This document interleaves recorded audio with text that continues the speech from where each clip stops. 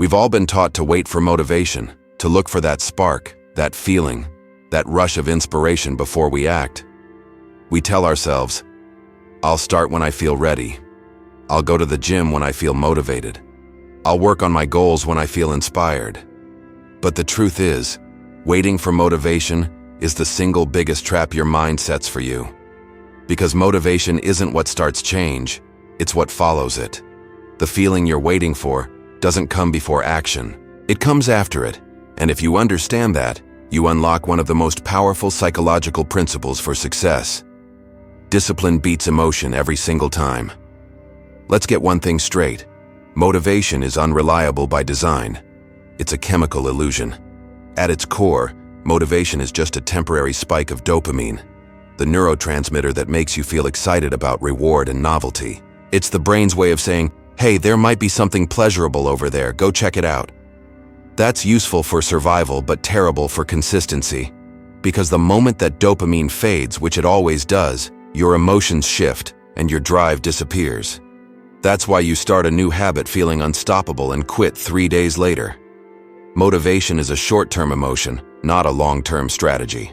Discipline, on the other hand, is psychological infrastructure.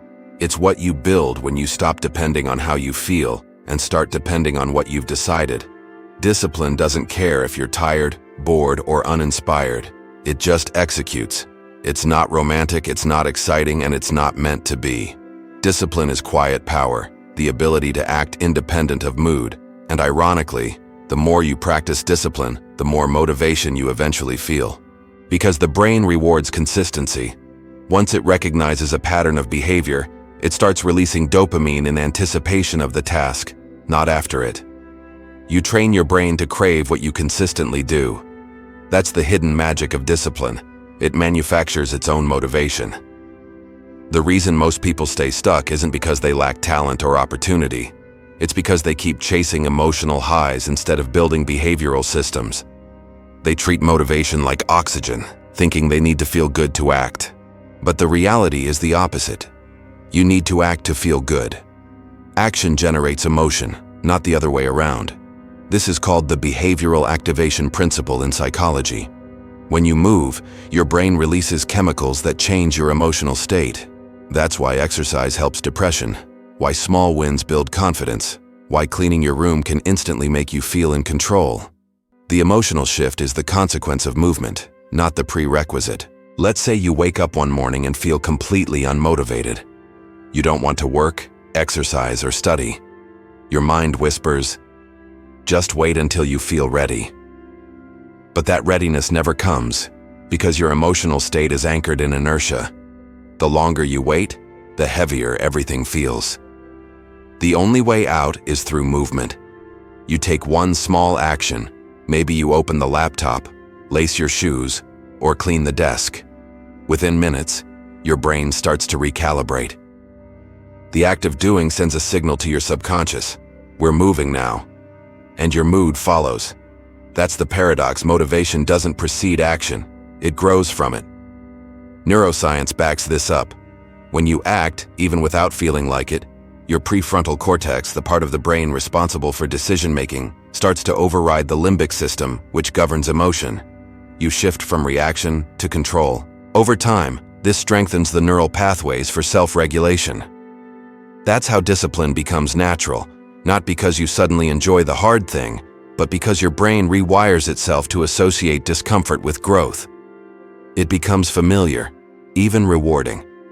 You stop needing motivation because your identity shifts from someone who tries to someone who does. You stop negotiating with your emotions. You just move. Here's the harsh truth. If you rely on motivation, your life will always be ruled by your moods. And moods are inconsistent, unpredictable, and easily hijacked by environment, sleep, or stress. Discipline, however, doesn't negotiate with conditions.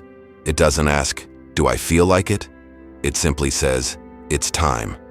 And the people who build their lives on discipline, not emotion, are the ones who create results that look like magic to everyone else.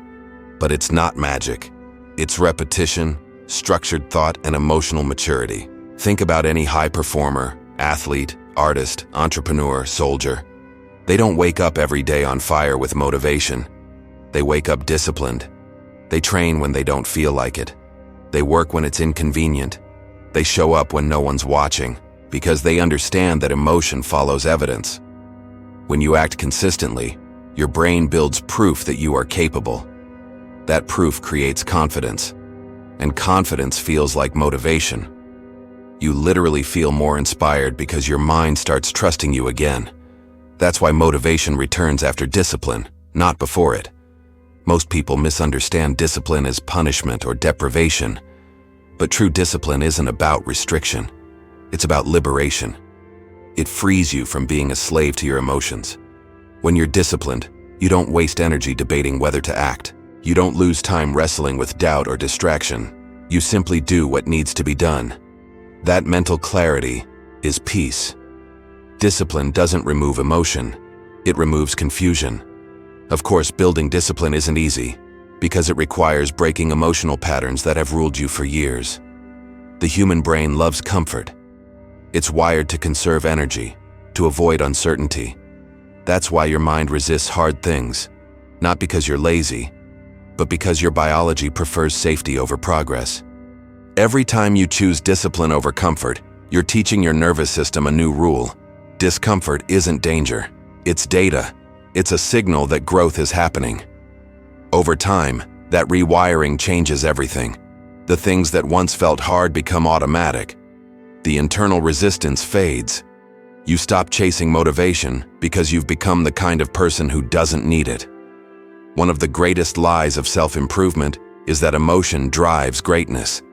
But emotion is volatile. Greatness is built on stability, on showing up when it's dull, hard, and thankless. Emotion can inspire, but discipline sustains. A runner doesn't finish a marathon because they feel good the whole way. They finish because they decided long before the race that quitting wasn't an option. A writer doesn't create a masterpiece because they felt inspired every day. They created it because they wrote when it felt pointless, and the masterpiece emerged through persistence. Emotion opens the door. Discipline walks through it. And here's the surprising thing. Once you stop chasing motivation, life actually becomes easier. Because you no longer expect to feel good before acting. You stop being shocked by boredom, fatigue, or fear. You see them as normal. You start to act from principle, not preference. You understand that your emotions are passengers, not drivers. They can come along, but they don't get the wheel. That mental shift makes you unstoppable, not because you're superhuman, but because you're consistent. There's a deep psychological truth at the heart of this. The brain rewards behavior, not intention. You can think, plan, and visualize all you want. But until you act, the brain doesn't change. Behavior sends the signal. This is who I am. Every time you do something difficult on purpose, you vote for the identity of a disciplined person. Every time you skip because you don't feel like it, you reinforce the opposite. Your identity is built one small vote at a time. The results you see today are just the accumulated evidence of those votes. So if you want to change who you are, don't wait for belief. Start casting different votes through disciplined behavior. The feelings will follow. Discipline isn't about being harsh on yourself. It's about being loyal to your future self. It's saying, I'll do what's uncomfortable now so I can experience freedom later. Motivation asks, what feels good right now? Discipline asks, what will matter later? And the second question always leads to a better life. Because the future is built by people who act regardless of emotion. They understand that their feelings are weather, temporary, shifting, unpredictable, while discipline is the climate that determines the long-term outcome. If you've ever wondered why you can't stay consistent, it's probably because you're addicted to emotional approval. You're waiting to feel inspired, validated, or confident before acting. But confidence doesn't precede effort. It's earned through repetition. You can't think your way into discipline, you act your way into it. Every time you follow through despite resistance, you strengthen self-trust. That's what discipline really is. Trust in motion. It's proving to yourself that you'll show up no matter what.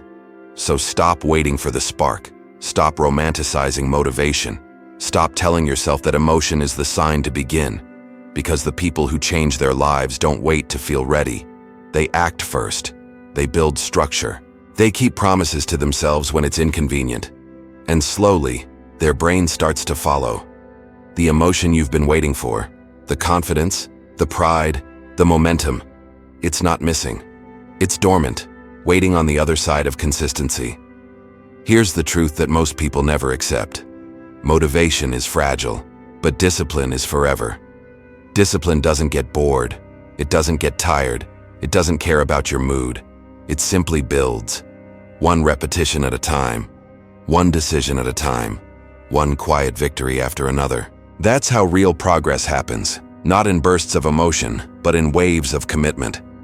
Because the mind may crave inspiration, but the soul respects consistency. Emotion makes you start. Discipline makes you unstoppable. And once you understand that, you stop chasing motivation and start creating momentum that never depends on how you feel again.